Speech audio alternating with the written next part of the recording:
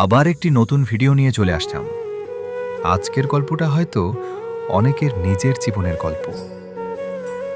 আজ অনেক দিন পর হঠাৎ ফোনটা হাতে নিয়ে সোশ্যাল মিডিয়া খুলেছিলাম। হঠাৎ চোখে পড়ল তার স্টোরি।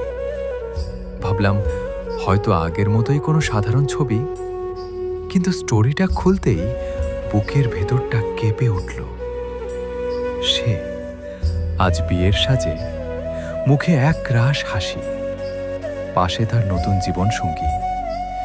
কয়েক সেকেন্ডের জন্য মনে হলো পৃথিবীটা যেন থেমে গেছে। যে মানুষটাকে একদিন নিজের ভবিষ্যৎ ভেবেছিলাম, আজ সে অন্য কারো জীবনের সবচেয়ে সুন্দর অধ্যায়।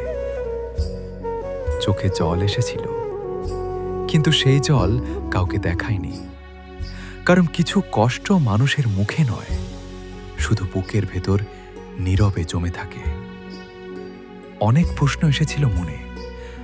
আমি কি সত্যি এতটাই অচেনা হয়ে গেলাম, নাকি সময়ই আমাদের গল্পটা বদলে দিল?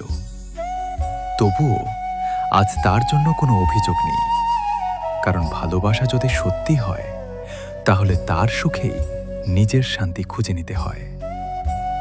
হয়তো আমাদের গল্পটা একসাথে শেষ হওয়ার জন্য লেখা ছিল না, কিন্তু তার সঙ্গে কাটানো প্রতিটি স্মৃতি আজও আমার হৃদয়ের সবচেয়ে মূল্যবান অংশ।